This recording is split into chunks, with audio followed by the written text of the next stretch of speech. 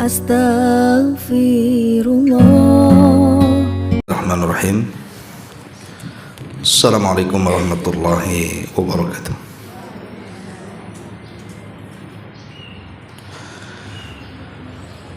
Bihamdillahi wassalatu wassalamu ala rasulillah wa ala alihi wa sahbihi wa mawalah wa la hawla wa la quwata illa billahi wa ba'du. Segala puja dan puji hanya milik Allah subhanahu wa ta'ala.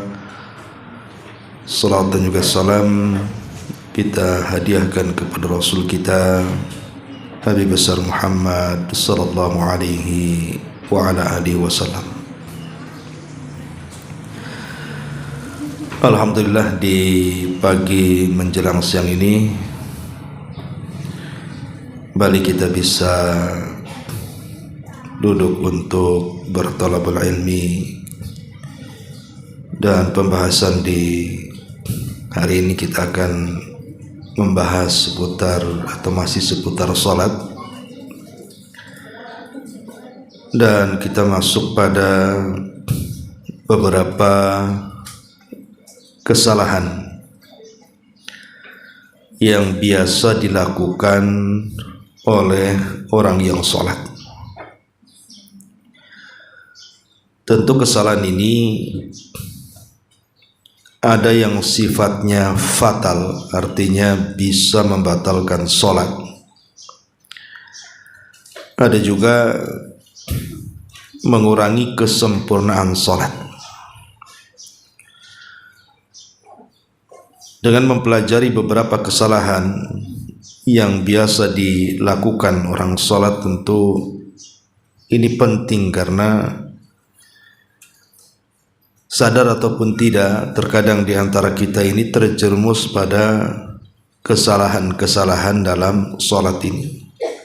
Makanya kita akan membahas apa saja kesalahan-kesalahan yang biasa dilakukan umumnya kaum muslimin, yang sebagiannya bisa membatalkan sholat dan yang lainnya bisa mengurangi kesempurnaan sholat.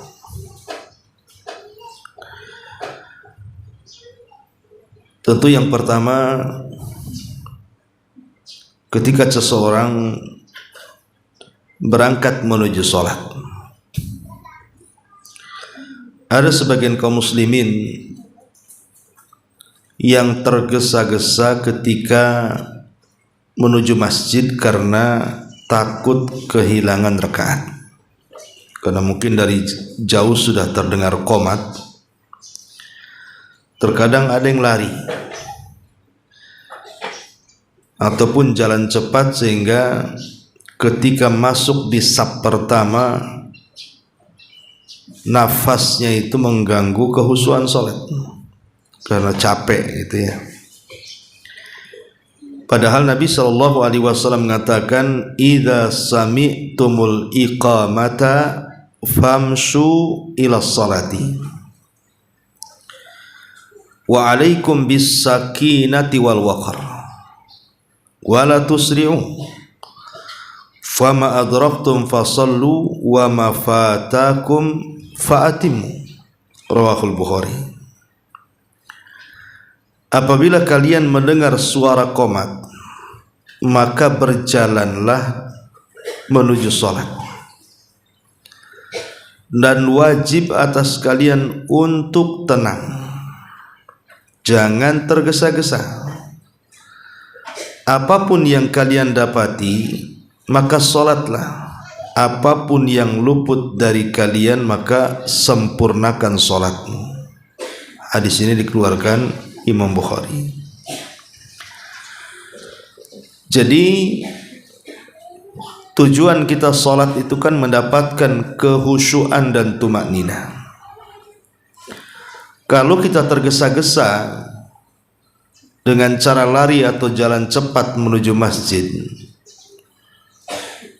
secara otomatis maka nafas kita itu juga akan kelelahan, sehingga akan mempersulit mendapatkan khusyuknya sholat. Dan ini yang banyak dilalaikan kaum muslimin, terutama orang-orang awam. Kadang-kadang baru sampai di teras masjid, imam sudah mendekati ruku, itu lari sekencang-kencangnya, Bu. Jangan sampai kemudian dia ketinggalan ruku. Ini dalam Islam tidak boleh, karena dia akan mendapatkan sesuatu tapi luput sesuatu yang lebih manfaat. Ya, memang dia akan mendapatkan rukunya imam, tetapi ada yang luput dari dia, kehusyuan yang inti daripada sholat. Karena sholat itu bukan mengejar rakaat, tapi mengejar pahala. Ini yang pertama, tergesa-gesa ketika mendatangi masjid. Yang kedua,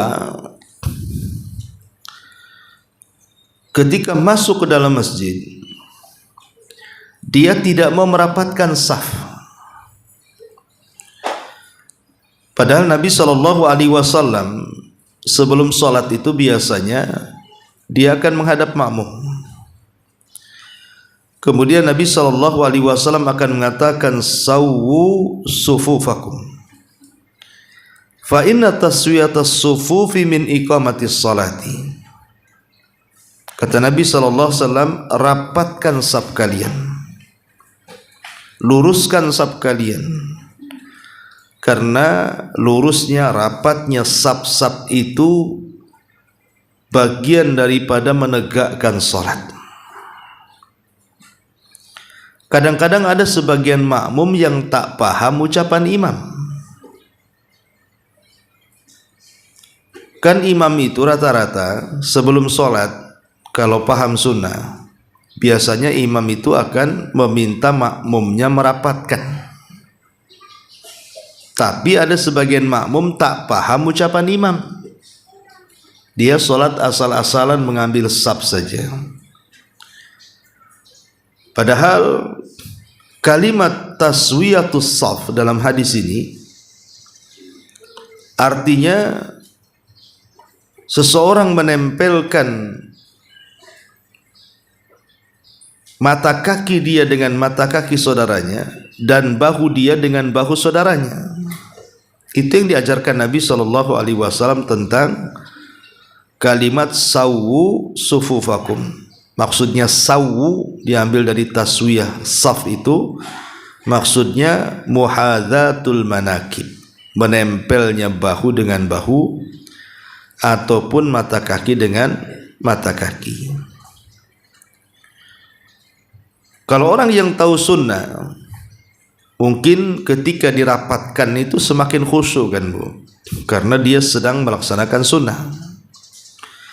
Tapi kalau dia orang awam, kadang-kadang kalau kaki kita merapatkan, dia menjauh, Bu. Kita mendekat, dia menjauh. Kita mendekat, makin menjauh dia. Alasannya gatal katanya, nggak khusyuk. Itu karena tidak paham keutamaan merapatkan saf. Padahal merapatkan saf itu menunjukkan kebersatuan hati-hati orang yang sholat dalam masjid itu. Karena Rasul yang mengatakan, la tasawwunna sufufakum aw la yukhallifannallahu baina qulubikum. Rapatkan saf kalian atau Allah akan perselisihkan hati kalian. Jadi sebenarnya memandang di sekitar itu apakah bersatu atau tidak, itu lihat safnya, Bu. Kalau safnya itu memang rapat, betul-betul mengikuti sunnah, memang masyarakat di situ kompak biasanya. Tapi kalau saf sholatnya saja centang perenang, mata kakinya menjauh dari mata kaki saudaranya, bahunya menjauh dari bahu saudaranya, yang nempel ujung sajadah dengan sajadahnya, Bu. Jadi kalau kita lihat, karena orang masing-masing bawa sajadah, yang penting sajadah dia nempel dengan sajadah saudaranya. Lah Nabi itu tidak menyuruh menempel sajadah, tapi menempel kaki dengan kaki, bahu dengan bahu. Nah, ini juga diantara kesalahan yang banyak dilakukan di masyarakat. Kemudian juga yang selanjutnya, kesalahan adalah ketika mendatangi masjid dan dia sudah memakan sesuatu yang menimbulkan bau-bauan. Umpamanya ibu habis makan pete, makan jengkol, lupa sikat gigi, langsung main ke masjid saja.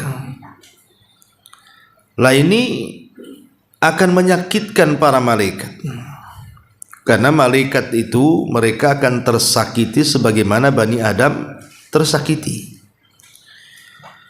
Nah, Nabi SAW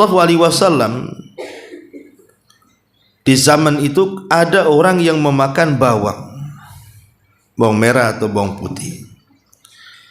Maka Nabi SAW langsung mengatakan, man akala thawman au basalan falyatazilna au qala falyatazil masjidina, falyatazil masjidana wal yaq'ud fi baitihi. Kata Nabi SAW, barang siapa yang memakan bawang, maka menyingkir dia dari kami. Dalam riwayat, menyingkir dari masjid kami dan hendaklah duduk di rumahnya saja. Dari sini kata para ulama, memang hadis ini larangan memakan bawang, tetapi bukan berarti makanan-makanan yang lain yang baunya sama atau lebih daripada bau bawang itu dibolehkan, justru dilarang, tidak boleh. Seperti makan pete, makan jengkol, atau makan-makan yang lainnya yang kira-kira kalau kita makan itu mengeluarkan bau tidak sedap. Ya.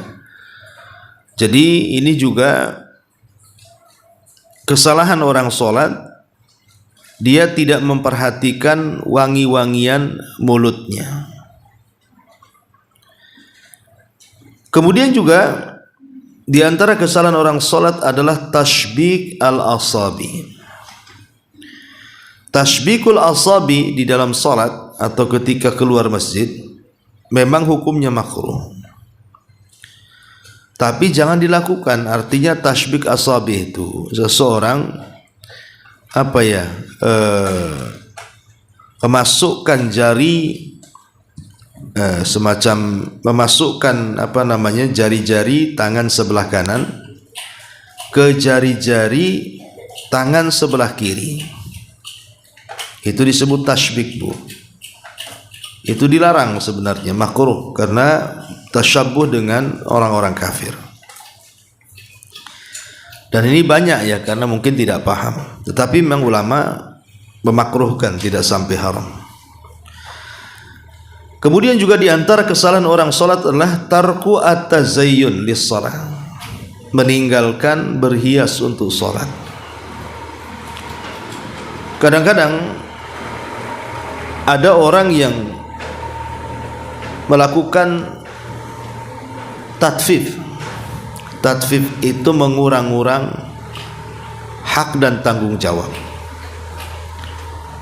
Memang pada dasarnya tatfif itu bicara tentang pengurangan dalam takaran, pengurangan dalam timbangan, pengurangan dalam meteran dalam perdagangan atau curang dalam dagang. Tapi sebagian ulama juga meluaskan mana tatfif itu, yang Allah katakan dalam Quran tu wailul lil mutaffifin, itu kepada mengurang-urang hak kita dengan Allah. Pada Allah Subhanahu wa taala sudah banyak memberikan nikmat kepada kita. Terkadang ketika kita memberikan haknya kepada Allah, kita ini kurang. Karena ada sebagian orang itu apabila menghadap orang lain yang dihormatinya, umpamanya menghadap bupati, menghadap wali kota, menghadap orang-orang penting lah dalam hidupnya, itu tidak berani dia pakai pakaian asal-asalan itu, pakai kaos oblong itu tidak berani, Bu. Pasti akan minimalnya rapi, harum gitu, karena akan berjumpa dengan pejabat. Tetapi ketika dia menghadap Allah Subhanahu wa taala, dia dengan beraninya menggunakan pakaian asal-asalan. Ya pakaian sholat, pakaian tidur, pakaian sholat, pakaian main, pakaian sholat, pakaian kerja gitu ya. Seolah-olah tidak ada bedanya sholat dengan yang lainnya. Nah ini kan tatfif bu namanya. Ketika menghadap manusia dia sempurna penampilannya, ketika menghadap Allah tidak sempurna pula penampilannya. Bahkan cenderung meninggalkan menghias. Menghias itu artinya menggunakan pakaian yang layak dipakai. Karena kita akan menghadap Allah Subhanahu wa taala. Makanya kenapa ibu-ibu itu kan umumnya biasanya kan di rumah ada mukena kan bu. Ya ada mukena. Karena biasanya kalau orang awam itu mukena memang pakaian untuk sholat kan. Ya tapi ada juga saya lihat di masjid-masjid itu mukena-mukena yang sudah lecek gitu ya. Udah kuning-kuning gitu ya. Kadang-kadang nggak paham tuh yang punya masjid, punya musola, harusnya kan dicuci atau diganti gitu. Tapi itu menunjukkan bahwa kalau bisa memang ada pakaian khusus untuk sholat, supaya terbedakan ketika kita menghadap Allah dengan menghadap manusia. Karena di antara kesalahan orang sholat itu adalah tarku at-tazayyun, dia meninggalkan menghias. Pada Allah Subhanahu wa taala mengatakan, ya bani Adam khudhu zinatakum inda kulli masjidin. Dalam surah Al-A'raf 31, wahai anak Adam, ambillah perhiasan kalian pada setiap kali kalian masuk masjid. Artinya pakaian yang layak. Tidak harus baru, bersih, layak, karena kita akan menghadap Rabbul Alamin. Ini juga diantara kesalahannya. Kemudian juga diantara kesalahannya adalah al-istinadu ilal jidar aw amudi athna'il qiyami fi salatil faridati min ghairi udhrin. Di antara kesalahan orang salat adalah terkadang ada orang-orang salat itu dia sambil nyandar, sengaja salat cari tiang, nanti nyandar ke tiang. Atau kadang-kadang kalau waktu subuh gitu nyandar ke kawannya pula, karena ngantuk. Nanti kawannya ruku dia yang jatuh. Jadi kalau dia sanggup berdiri tidak boleh menyandar. Dalam sholat wajib ya bu ya, kalau sholat sunnah boleh duduk gitu ya, walaupun dia sanggup berdiri. Tapi sholat wajib itu berdiri itu rukun, dan sudah saya jelaskan bahwa berdiri dianggap bersandar itu dibolehkan itu. Kalau seorang bersandar yang dibolehkan itu. Kalau seandainya sandarannya hilang, maka dia tidak jatuh. Kalau sandarannya hilang dia tidak jatuh. Tapi kalau sandarannya sampai jatuh, kemudian dia ikut terjatuh, nah itu dia tidak sedang berdiri, walaupun nampaknya berdiri, dia sedang menyandar. Nah ini kesalahan orang sholat, bersandar ke tiang atau ke tubuh manusia atau kemana gitu ya, dalam sholatnya padahal dia sanggup tegap berdiri. Kemudian juga di antara kesalahan sholat adalah raf'ul basari ila samai asna as-salati. Ketika sholat pandangannya tidak fokus. Harusnya ketika posisi berdiri ada dua pendapat para ulama. Pertama, hadapkan pandangan kita ke arah tempat sujud, dan itu yang lebih kuat. Yang kedua, memandang ke arah kiblat. Jadi dalam posisi berdiri itu boleh dua pandangan. Pertama arahkan ke kiblat atau arahkan ke tempat sujud. Takutnya di tempat sujud itu mungkin ada binatang-binatang, ada rayap-rayap yang bisa mengganggu ketika sujud kan. Jadi kita bisa menghindari. Tapi ada sebagian orang itu yang tidak fokus pandangannya, kadang lirik kanan, lirik kiri, kayak mau nyebrang. Ya. Ibu sedang sholat, bukan sedang nyebrang. Nggak perlu lirak-lirik. Kadang lirik ke atas, lirik ke bawah, lirak-lirik lah istilahnya. Maka itu haram hukumnya. Karena itu akan merubah kehusyuan kita, Bu. Seseorang kalau suka melirak-lirik, nanti kalau dia memandang sesuatu yang penasaran, maka dia akan pandang terus tuh. Pemain dia melirik ke atas, nampaklah ada cicak kejar-kejaran. Itu juga yang akhirnya ditonton dia kan, dia tidak khusyuk kan. Makanya kenapa kemudian sebuah kesalahan, kata Nabi SAW, la yantahiyanna an dzalik aw la yakhtifanna absarahum. Kata Nabi SAW, hentikan perkara itu, maksudnya memandang ke arah yang bukan tempat memandang, atau pandangan mereka akan disambar petir. Nah, ini kan ancaman dari Nabi SAW. Orang yang suka tengok-tengok itu hakikatnya dia sedang dicuri, Bu. Apa yang dicuri? Dompetnya tak hilang. Yang dicuri itu kehusyuan dia oleh setan. Dan itulah hakikat pencurian. Makanya ketika sholat fokus saat berdiri ke arah tempat sujud atau ke arah depan, ke arah kiblat. Kemudian di antara kesalahan juga adalah ketika sudah masuk ke dalam sholat. Seseorang ketika masuk ke dalam sholat adalah raf'ul ma'mum sautahu bil Quran wal adhkar fi salatil fariḍah.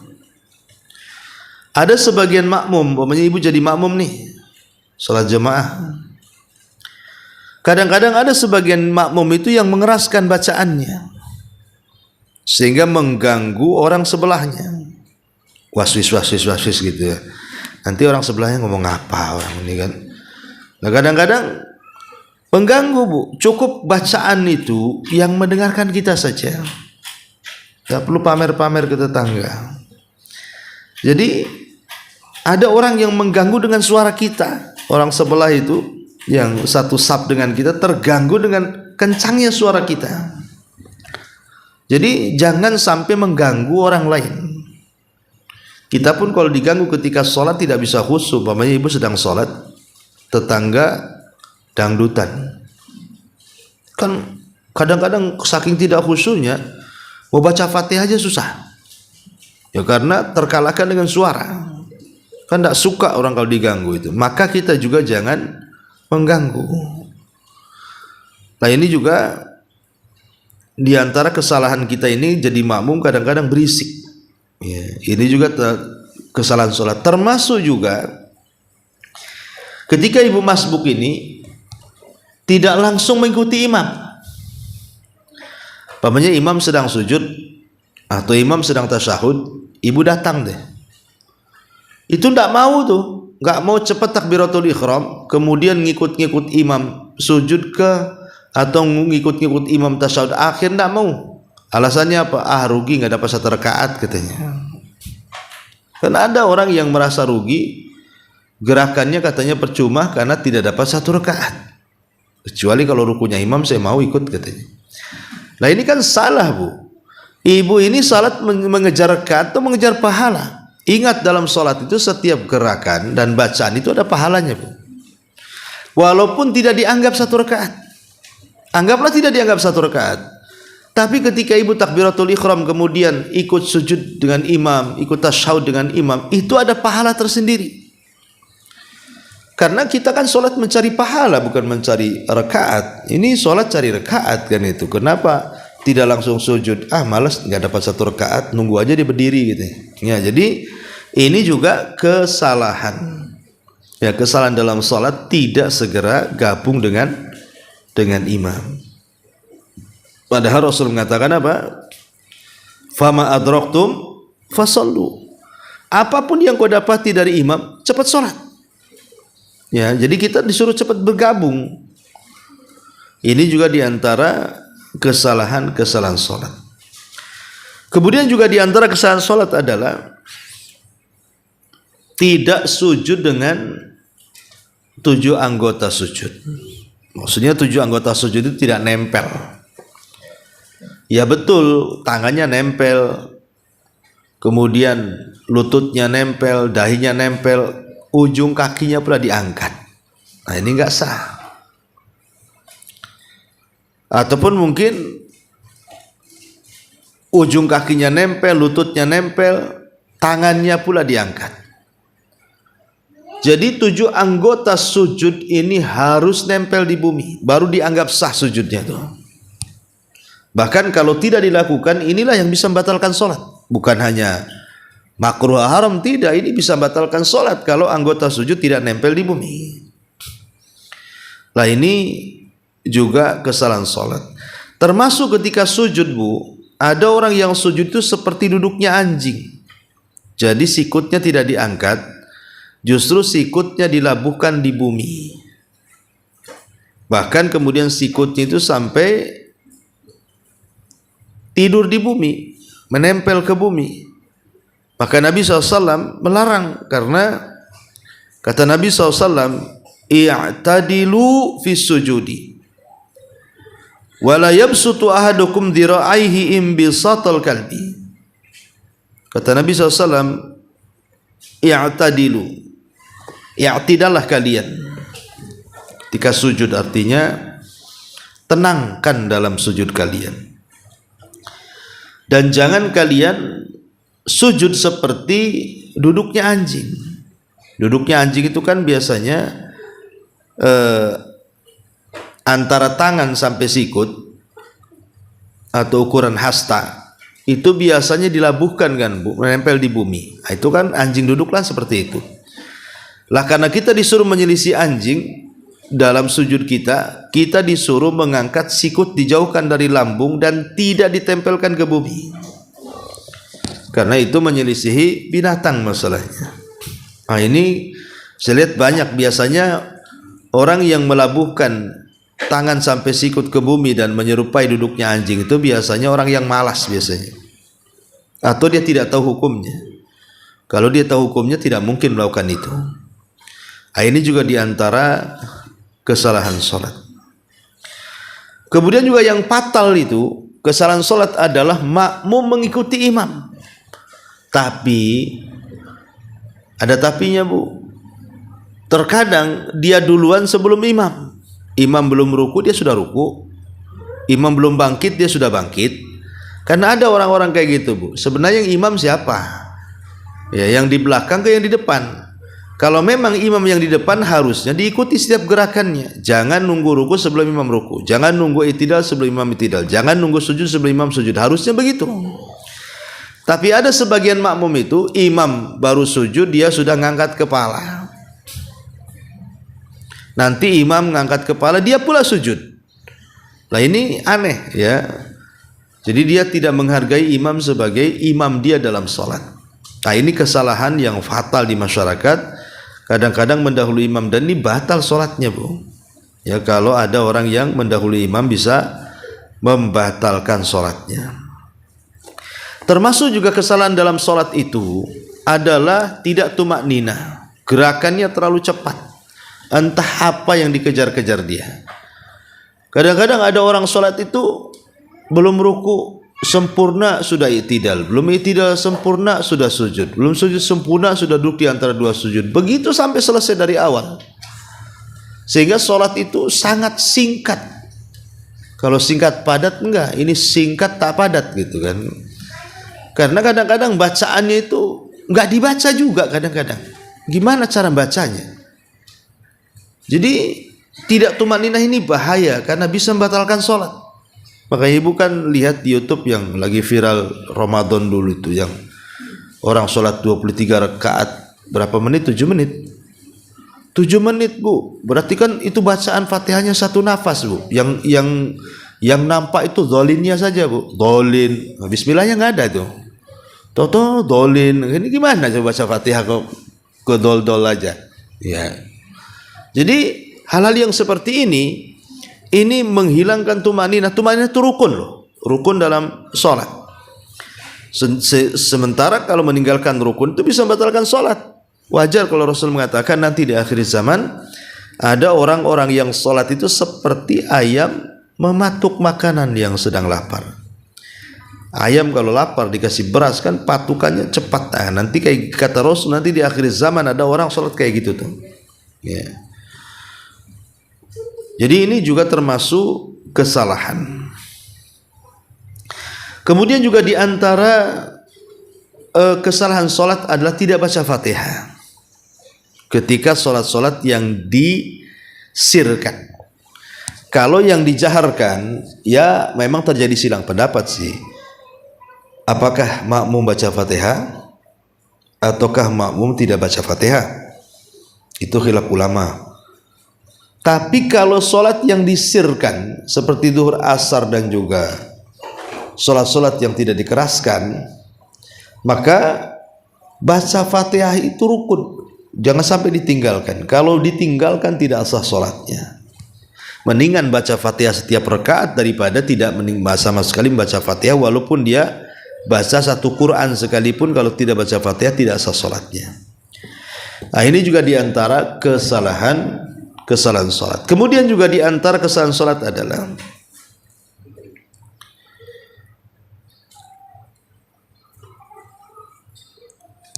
seseorang tasahul,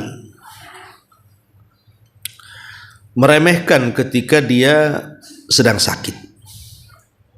Ada orang-orang sakit itu yang dia meremehkan sholat. Ya, kita tahu dia sedang sakit, tapi bukan berarti kemudian karena sakitnya dia tidak berusaha untuk sholat dengan cara yang baik. Ada orang sakit itu asal-asalan sholatnya. Walaupun dia sakit, dia harus berusaha memberikan ibadah yang terbaik kepada Allah. Nah, makanya kenapa dalam hadis itu Rasul mengatakan ada pilihan-pilihan. Kalau sanggup berdiri, berdiri. Gak sanggup duduk, gak sanggup baring gitu ya. Tapi bagaimanapun, sesakit apapun seseorang itu tetap ketika dia hendak sholat berikan terbaik dengan cara apapun, entah berdiri, entah duduk, entah berbaring. Ya. Ini penting. Kemudian juga di antara kesalahan orang sholat adalah yang banyak dilakukan juga, termasuk tarku tasbih fi sujud. Tidak membaca apa-apa dalam sujud. Ya sujud tapi tidak ada yang dibaca. Diam aja. Tengok imam bangkit, kita ikut bangkit. Imam sujud, kita ikut sujud. Ini juga kesalahan dan itu banyak di masyarakat. Mungkin karena tidak hafal atau memang karena tidak paham, wallahu alam. Padahal bacaan dalam sujud atau ruku itu kan wajib, Bu. Ya memang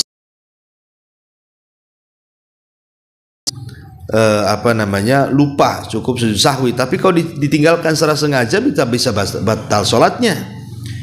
Kalau dia sengaja tidak membaca subhana rabbiyal a'la itu jelas bisa membatalkan sholat, Bu. Kecuali kalau dia tidak paham lain lagi ya. Ini juga diantara kesalahan sholat ya.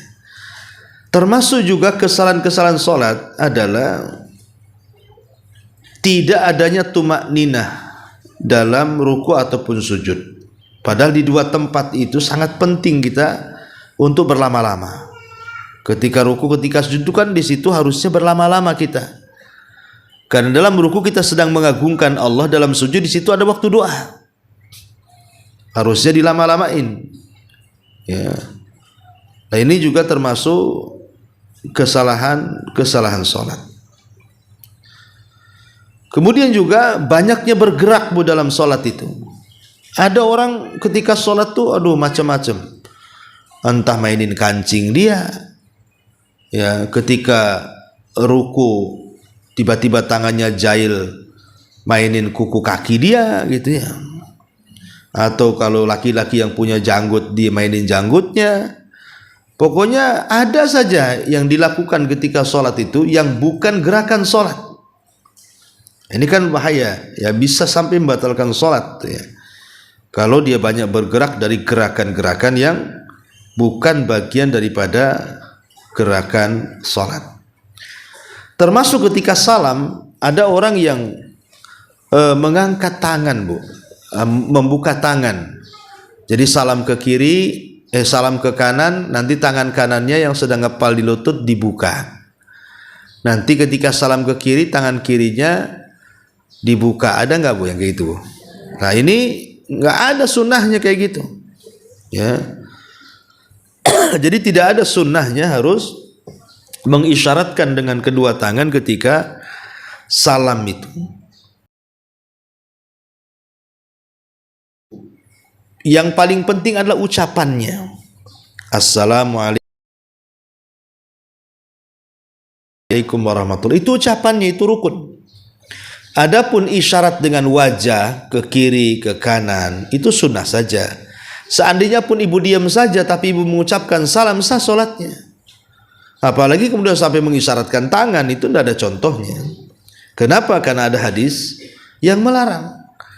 Kata Nabi SAW, ma sya'nukum tushiruna bi aidikum ka'annaha udhunani khayli syums. Kata Rasul, apa gunanya kalian mengisyaratkan tangan-tangan kalian seperti ekor-ekor kuda, kata Rasul. Justru kata Rasulullah, idza sallama ahadukum falyaltafit ila sahibihi, mengucapkan salam cukup wajahnya diarahkan ke kiri atau ke kanan, bukan isyarat tangannya, kata Nabi. Jadi justru ada larangan, tidak boleh mengisyaratkan dengan tangan ketika salam. Kalaupun mengisyaratkan dengan pipi kita, menengok ke kiri dan ke kanan. Ya, jadi ini juga diantara kesalahan salat. Ataupun ketika takbir, meletakkan tangan di lambung. Harusnya kan dia di dada atau di bawah dada, di atas pusar. Adapun hadis yang meletakkan di bawah pusar memang lemah, gitu ya. Tapi ada juga yang kemudian meletakkan di pinggir, di lambung. Nah, itu tidak ada sunnahnya. Ya sebenarnya sah-sah saja sholat. Cuman kan maksudnya Rasul SAW tidak pernah meletakkan tangan di lambung. Ya, Rasul itu meletakkan tangan di dada atau di bawah dada, di atas pusar. Itu yang sahih dalilnya. Nah, ini juga diantara kesalahan sholat. Ya. Masyarul muslimat yang dimuliakan Allah Subhanahu wa taala. Termasuk juga mungkin bagi ibu-ibu, gitu ya. Kita tahu bahwa ibu-ibu salat itu lebih baik di rumah dibandingkan di masjid. Bukan berarti kalau di masjid tidak boleh. Tapi ada sebagian ibu itu yang ke masjid kayak orang kearisan, Bu. Itu bedaknya, lipstiknya, minyaknya, satu jerigen, apa semua kan. Nah, ini ibu mau kemana? Ya, kalau keluar aja tidak boleh. Seandainya ibu ke pasar, ke arisan, ke pengajian saja, tidak boleh ibu itu dandan menor, ya. Nah, kecuali untuk suaminya di dalam rumah. Nah, kadang-kadang ada ibu-ibu itu ke masjid itu, subhanallah, mukenanya dijinjing, Bu. Jadi dengan menornya dia, nanti sampai di masjid baru dibuka mukenanya, baru dipakai. Nanti pulangnya digulung lagi mukenanya, Bu, nggak pakai jilbab. Nah, ini saya lihat banyak nih wanita-wanita yang seperti ini. Entah apa maksudnya. Entah dia memang niat ibadah gitu atau memang niat yang lain, saya tak tahu ya. Tapi yang jelas itu kesalahan. Tidak boleh seorang wanita keluar sholat di masjid kecuali harus ikut tuntunan. Karena ketika dia tabarruj masuk ke masjid, dia tidak dapat pahala menuju masjid, justru dapat dosa karena dilihat orang. Ya, jadi ini juga diantara kesalahan-kesalahan orang-orang yang sedang sholat. Termasuk juga tidak memperhatikan waktu. Dia tidak memperhatikan waktu. Kadang belum masuk sudah sholat, atau mungkin berlebihan, sengaja mengakhir-akhirkan waktu. Ada orang yang belum masuk sudah sholat, ada yang sudah masuk nggak mau sholat, ya, diakhir-akhirkan saja. Pokoknya kapan sholat? Antar lagi kan masih ada waktu tuh. Asar anggaplah jam 3, ibu diingatkan setengah 2 sholat. Asar kan jam 3, masih bisa nanti jam 2. Nanti jam 2 datang diingatkan lagi, sudah jam 2 sholat, antarlah jam setengah 3 katanya. Nanti udah 1 menit mau jam 3 baru sibuk tuh. Bayangkan 1 menit sholat, apa nggak kencang sholatnya tuh? Karena 1 menit harus selesai. Ya karena ada kaum-kaumnya itu yang suka mengakhirkan sholat. Makanya dari sini turun ayat fawailun lil musallin. Celaka bagi orang-orang yang sholat. Artinya orang-orang yang suka mengakhir-akhirkan sholat sampai keluar waktunya. Nah, itu namanya orang-orang yang wail, terancam dengan wail namanya. Mereka diancam dengan neraka atau dengan lembah di dalam jahanam. Ya. Termasuk juga dalam sholatnya itu dia tidak memperhatikan kehusuan, suka melamun. Ada orang sholat tuh dia mengikuti lamunan. Entah banyak hutang, entah belum dibayar hutangnya, entah karena ada urusan keluarga. Ada memang nampaknya khusyuk tegak kali, tapi otaknya kemana-mana bu. Mungkin ke bengkong dulu gitu ya. Padahal badannya di masjid tuh. Nanti mikir lagi Batam Center gitu ya. Nanti baru ke Batu Haji bu, muter-muter tuh. Padahal badannya di masjid lah. Ini kalau kita turuti lamunan tersebut itu bisa mencabut khusyuan. Lah kalau seseorang sudah mulai ke situ bu, ibu mamanya mulai melamun, segera ta'awud bu, itu kan itu dari setan. Segera berlindung kepada Allah, meludah ke arah kiri 3 kali. Ya karena itu supaya mengembalikan kekhusyuan dalam sholat. Nah ini juga diantara kesalahan sholat. Ataupun seseorang itu ketika sholat meludah ke depan, nggak boleh bu.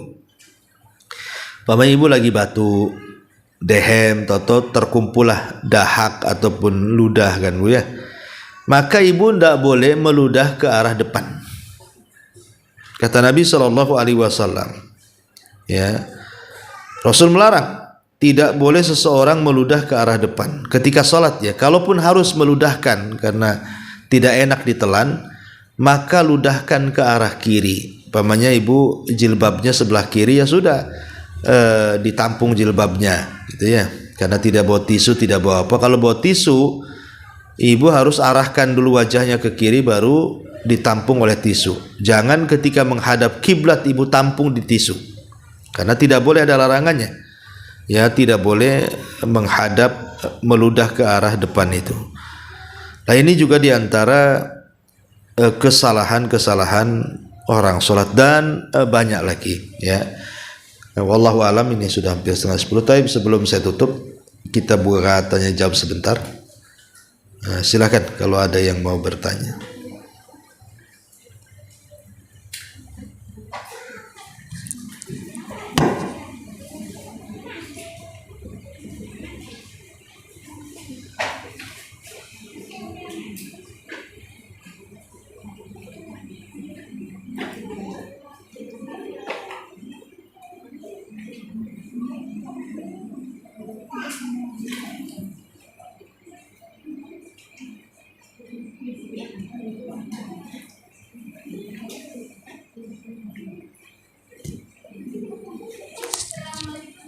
Ya, waalaikumsalam warahmatullahi wabarakatuh. Silakan.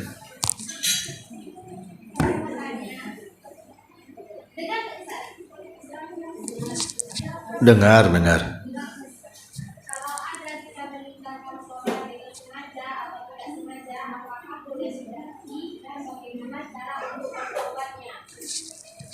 Iya.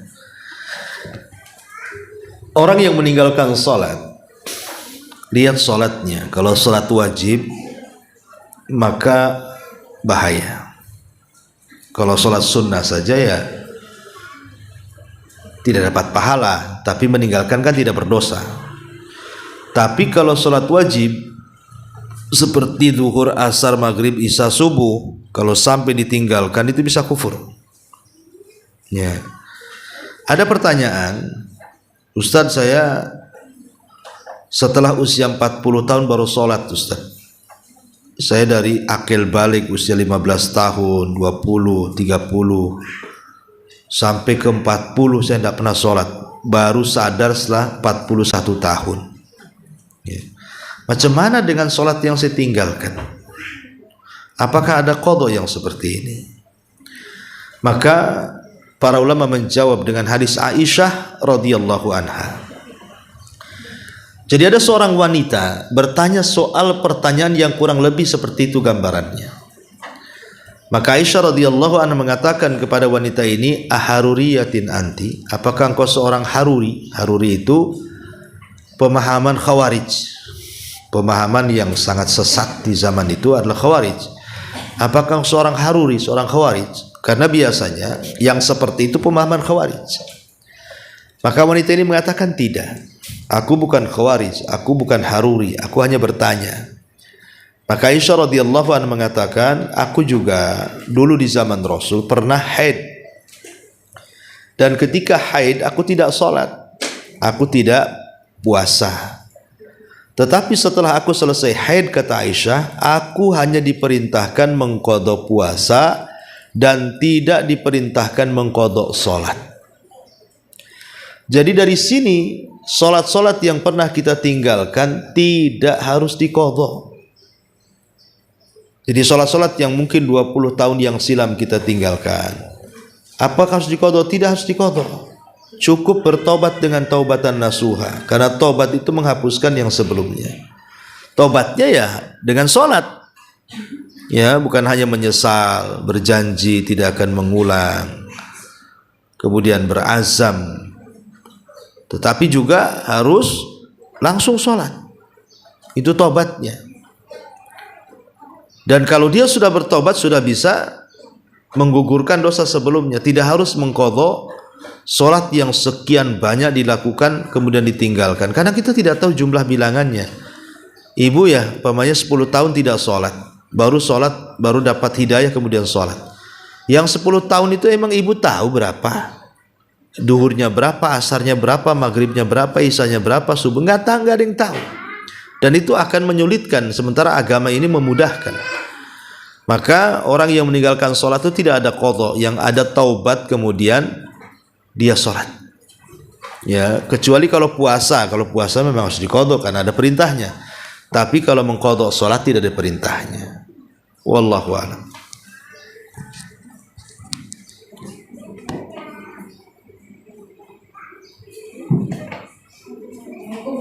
Waalaikumsalam.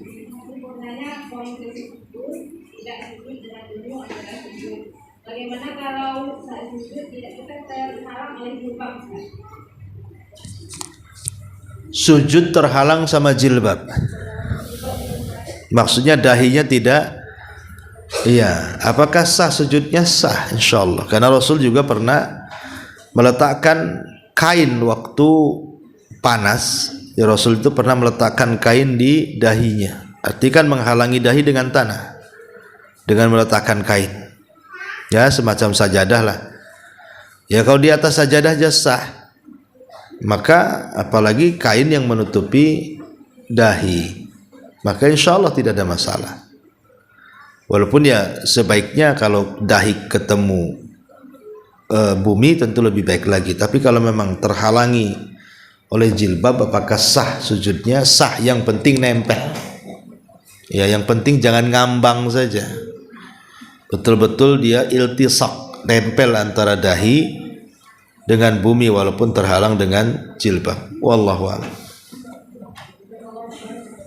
Iya. Iya, saya kira sampai di sini. Mudah-mudahan ada manfaatnya. Subhanakallahumma bihamdika asyhadu an la ilaha illa anta astaghfiruka wa atubu ilaik. Allahu ta'ala alam. Assalamualaikum warahmatullahi